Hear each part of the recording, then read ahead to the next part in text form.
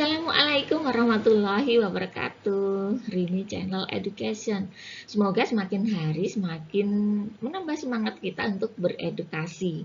Nah, pada video kali ini kita akan membahas soal uji kompetensi lanjutan dari video-video sebelumnya untuk kompetensi keahlian otomatisasi tata kelola perkantoran. Nah, subtemanya adalah penyimpanan arsip menggunakan sistem subjek. Nah, seperti apa keseruannya? Kita ikuti terus videonya. Nah, tanpa menunggu lama, mari kita simak secara teliti contoh soal praktik penyimpanan arsip sistem subjek. Nah, hal pertama yang harus kalian pahami betul dalam pengerjaan soal paket berupa paket pekerjaan adalah identitas kalian. Nah, di dalam petunjuk pertama dijelaskan bahwa Anda adalah sekretaris kantor PT Winaru Pratama, sebuah perusahaan properti yang beralamat di Jalan MT Haryono, KM 3 nomor 127 Yogyakarta. Telepon, fax, dan seterusnya. Pimpinan Anda bernama Arya Nurdava, SE MSc, menjabat sebagai direktur utama. Nah, ini harus yang kalian pahami benar-benar karena ini menyangkut nanti secara keseluruhan soalnya. Kemudian lanjutkan dengan membaca seluruh ketentuan-ketentuan di bawah ini. Nah, untuk mempercepat proses video ini, saya langsung membaca yang penting-penting saja. Ini untuk petunjuk kerjanya. Di meja Anda terdapat 5 buah surat masuk dan 8 surat keluar. Catat surat-surat yang ada di dalam buku agenda. Arsip surat-surat tersebut sesuai dengan SOP. Nanti bahan dan alatnya, format buku agenda, surat masuk dan keluar, jumlah 13, dan seterusnya. Nanti guide-nya adalah berupa HVS warna, kertas cover berwarna 3 macam, dan seterusnya. Dalam alur kegiatan ini, mempersiapkan alat dan bahan yang diperlukan. Surat masuk diterima 2 hari dari tanggal surat. Nah, artinya kesepakatan ini untuk menyamakan jawaban nanti peserta uji. Tetapi pada prakteknya itu tanggal pencatatan adalah tanggal di mana surat itu diterima atau dikirimkan. Jadi tidak perlu ada rumus penambahan 2 hari dan 3 hari, itu tidak ada. Ini hanya untuk penyamaan jawaban antar peserta uji. Nah, sedangkan pada realitanya nanti pencatatan adalah sama persis dengan tanggal real di mana tanggal itu diterima maupun dikirimkan. Nah, berikut adalah surat-suratnya. Suratnya masih sama dengan sistem abjad, wilayah, dan tanggal yang kemarin sudah kita bahas. Tujuannya adalah kita dengan surat yang sama tetapi kita nanti bedakan cara kerjanya. Nah, karena ini sistem wilayah ya, sistem subjek, mohon maaf ya, ini kita lihat ini adalah surat masuk ya, karena kita memang dari PT Winarupati Pratama, artinya surat yang kopnya atau kepala suratnya PT Winarupati Pratama adalah disebut surat keluar. Nah, surat keluar artinya surat yang kita buat dan kita tujukan kepada pihak lain, ini namanya surat keluar. Tanggal pencatatannya untuk surat keluar adalah sama dengan tanggal surat. Nah, yang beda adalah kode simpannya. Karena kita menggunakan subjek atau masalah, maka kita ambil dari perihal ya. Subjek ini kita ambil dari perihal, yaitu tagihan. Nah, tagihan apa? Ini bisa kita pelajari dari sini. Ya, tagihan apa gitu. Tuh, pelunasan hutang dan seterusnya. Nah, ini kemudian yang kedua adalah sama ya, surat keluar, tanggal catatnya 15 tentang penawaran. Kemudian lanjut ini surat keluar, tanggal catatnya adalah 16 tentang kesanggupan pembayaran. Lanjutnya adalah ini adalah surat keluar, tanggal pencatatannya 18 perihalnya adalah tentang pemberitahuan pengiriman barang. Nah, ini. Kemudian lanjut lagi, ini surat keluar. Kemudian tanggal suratnya adalah 20 Maret 2021. Kemudian perihalnya adalah pengaduan kiriman keramik. Nah, selanjutnya adalah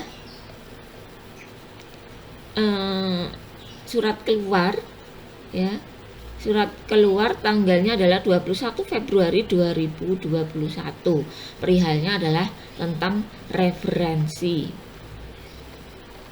Nanti kalau satu kata ini belum memahamkan kalian referensi itu apa, maka harus kita baca dari suratnya. Oh, dimaksud referensi adalah referensi dari satu. Nah, ini dibaca. Nah, ini ya. Sehubungan dengan permintaan surat referensi dari salah satu relasi bisnis kami atas nama Bapak Fapkur Rohman selaku Direktur PT Bartara dengan alamat bermaksud mengajukan kredit pada Bank Mini cabang Tugu, maka nah ini referensinya adalah referensi yang untuk sebagai pertimbangan seseorang ini mengajukan kredit, ya. Artinya referensi ini berarti untuk tujuan menjelaskan bahwa pihak yang dimaksud itu memiliki kredibilitas yang baik. Kemudian selanjutnya ini adalah surat keluar, kemudian tanggalnya adalah 24 Maret tentang pengaduan. Kemudian ini perihalnya adalah pengaduan kiriman barang. Surat keluar. Ini juga masih surat keluar. Ya, tanggal 1 April, kemudian tentang pesanan. Lanjut. Ini surat masuk. Nah, ini surat masuk. Kemudian tanggalnya, ya, kalau tanggalnya surat untuk surat masuk maka ditambah 2 hari, yaitu 4 Maret 2021 untuk tanggal pencatatan nanti di buku agendanya. Kemudian perihalnya adalah tentang penawaran kerjasama. Lanjut lagi, ini adalah surat masuk, ya, surat masuk ada tanggal. Ini tanggal pencatatannya adalah 18 Maret 2021. Perihalnya atau kodenya ini nanti adalah pemberitahuan pengiriman barang. Lanjut lagi, ini surat masuk, tanggal catat adalah tanggal 8, penagihan pembayaran. Ini. Lanjut lagi, ini surat masuk, ya. Surat masuk tanggal catat adalah 10. Kemudian tentang pemberitahuan pengiriman barang, maka nanti kode penyimpanannya ya pemberitahuan pengiriman barang. Lanjut lagi, ini adalah surat masuk, ya. Surat masuk tanggalnya 14 Maret 2021 tentang pengaduan. Nah, sudah selesai, ya. Jadi sekali lagi, apabila ini belum jelas, maka pengaduan apa itu bisa dipelajari dari suratnya. Nah, begitu tentang soalnya, ya. Nanti bisa kita pelajari lebih lanjut bagaimana proses pengisian buku agenda dan pengaturan daftar klasifikasinya. Nah, langkah pertama menyelesaikan soal uji kompetensi untuk menyelesaikan penyimpanan arsip menggunakan sistem subjek adalah pengisian buku agenda sesuai dengan format dan sistem yang digunakan. Nah, mari kita simak seperti apa langkah-langkahnya. Nah, berikutnya adalah bagaimana cara kalian untuk mengisi form buku agenda. Nah, tentunya sama, ya. Karena isinya ini nomor urut yang dimaksud adalah nomor urut buku agenda. Tanggal agenda adalah tanggal pencatatan. Ini untuk surat masuk, ya. Ini adalah buku agenda berpasangan atau bersebelahan. Jadi sebelah kiri untuk mencatat surat masuk, sebelah kanan ini untuk mencatat surat keluar.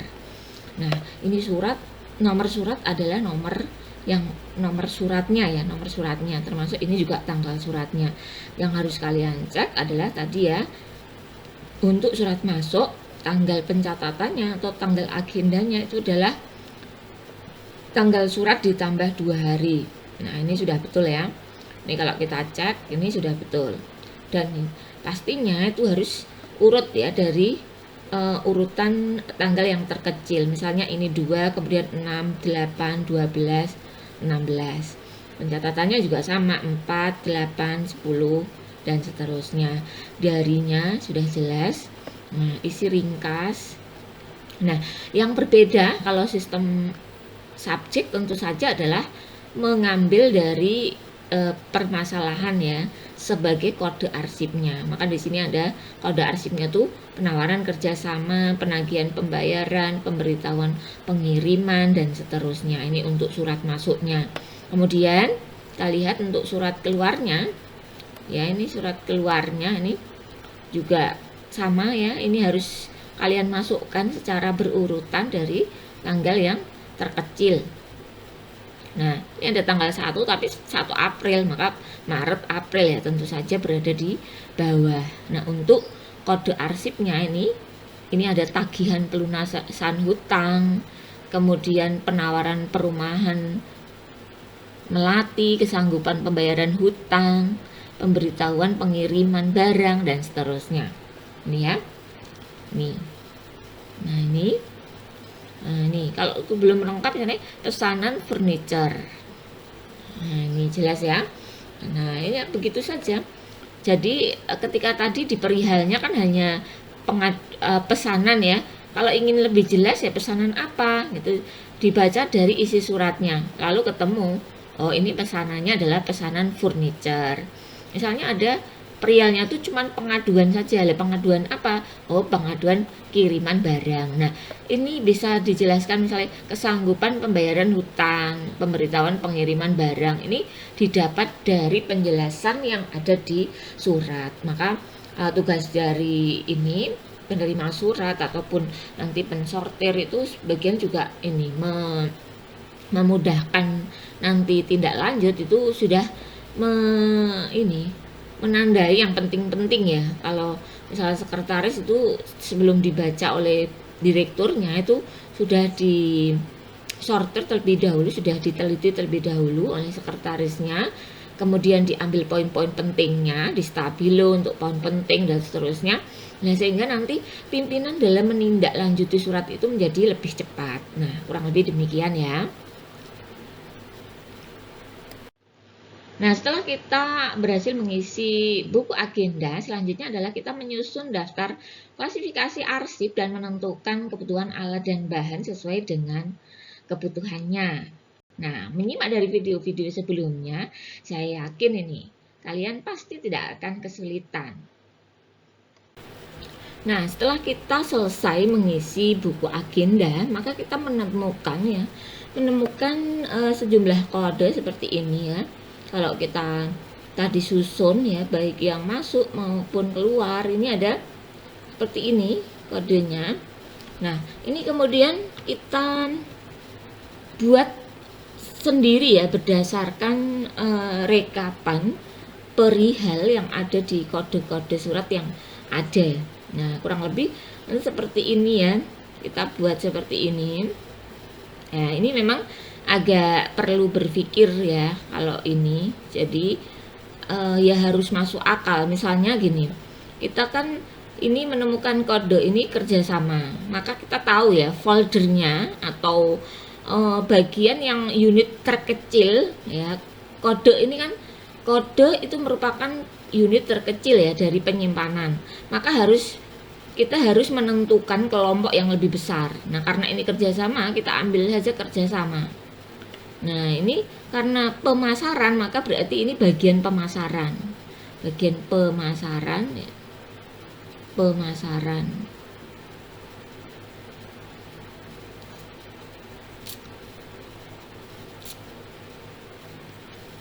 Nah, ini kemudian ini yang B adalah bagian keuangan.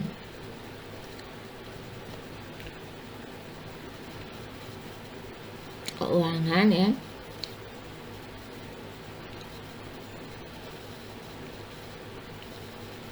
Kemudian ya, ini nah kita susun seperti ini ya. Nah, saya agak ini ya, agak kurang konsentrasi gara-gara ini ternyata ini saya menuliskannya ini laci A itu kan pemasaran, laci B adalah keuangan. Lah ini pemasaran lagi ini kita apa namanya, revisi ya, misalnya bagian kepegawaian ini juga sama.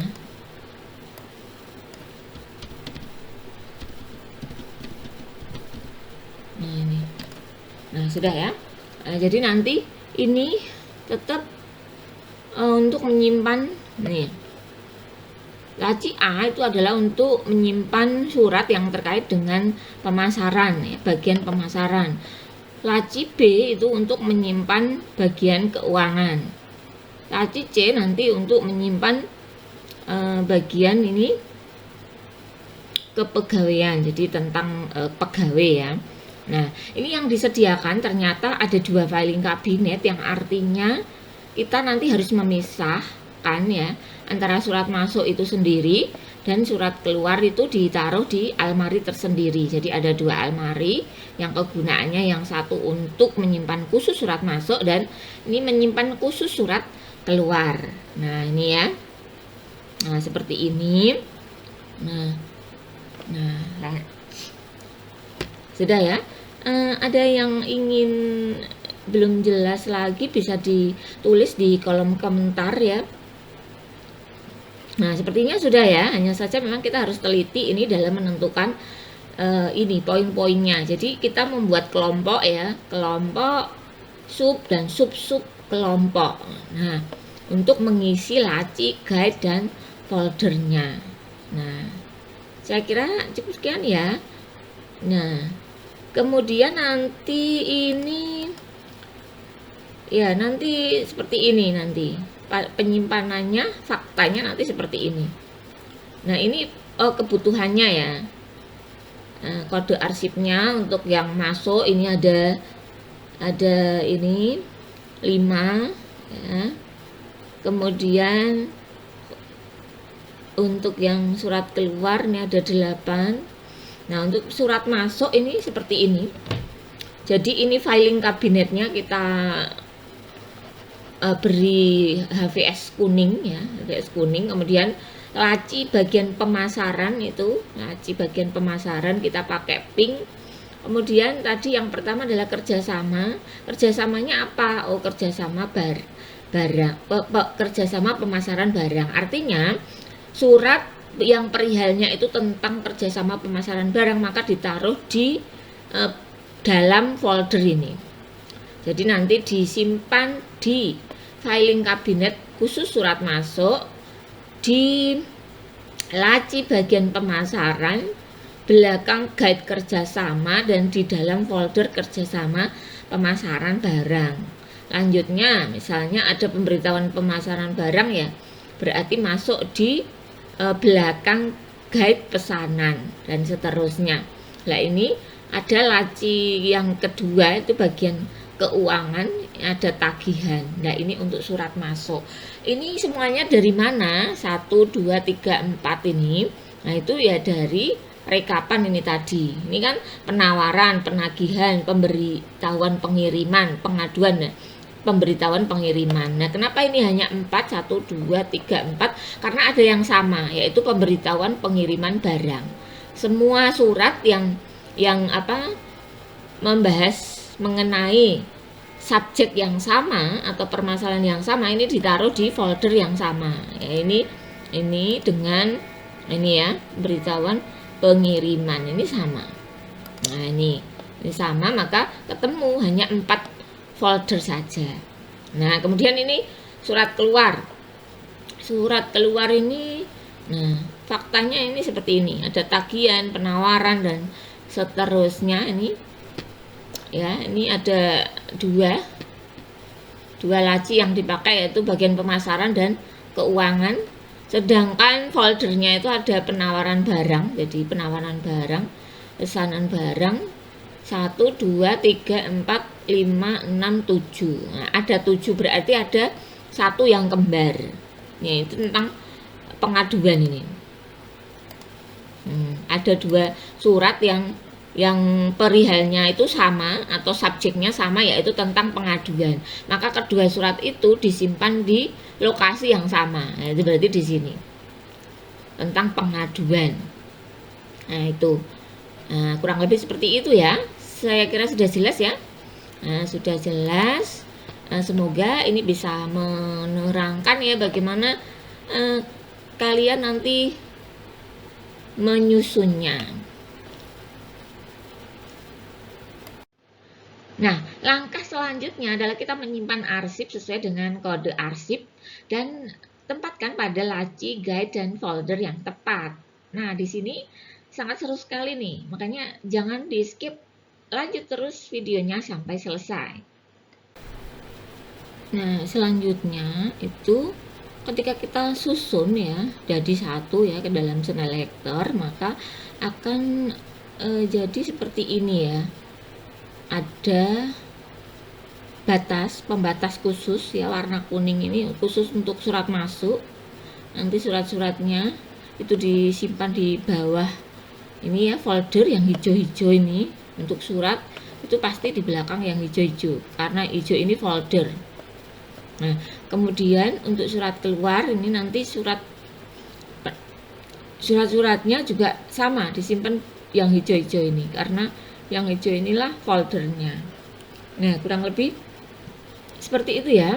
Nah, jadi misalnya kita tes ya kemampuan kalian, misalnya hari ini ada surat masuk yang datang ya, surat masuk yang datang ingin memesan barang, berarti pesanan barang ya, otomatis dia masuk di laci surat masuk, di filing cabinet surat masuk ini ya, kemudian berada di laci karena pesanan ya, ini di bagian di laci A ya, kemudian di belakang guide pesanan dan di dalam folder pesanan. Nah, seperti itu. Kemudian misalnya tadi pesanan ya, kalau ingin menagih berarti ini masuknya di sini. Nah, seperti itu ya. Semoga ini sudah jelas, dan apabila belum jelas nanti bisa ditanyakan lagi di kolom komentar. Nah, bagaimana? Mudah bukan? Nah, dengan sistem yang sederhana ini, dengan penjelasan video sederhana ini, saya harapkan semakin mempermudah kalian belajar bagaimana macam-macam penyimpanan arsip sesuai dengan sistem yang digunakan. Semakin sering kalian beredukasi, maka kalian akan semakin mudah memahami segala macam pelajaran. Berbagi kebaikan akan menambah kebaikan. Makanya kita jangan pernah pelit untuk berbagi. Termasuk kalian membagi link ini kepada teman-teman Anda agar teman-teman Anda juga ikut belajar bersama kalian. Jangan kalian pintar sendiri dong. Nah, terima kasih untuk selalu setia menonton video-video dari Rini Channel Education. Nah, seperti biasa, jangan lupa untuk selalu membubuhkan komen, like, and share di Rini Channel Education agar setiap harinya kami akan selalu bersemangat untuk membuat video-video baru tentang pembelajaran yang tentunya kalian tunggu-tunggu. Terima kasih untuk selalu setia menonton channel ini. Assalamualaikum warahmatullahi wabarakatuh.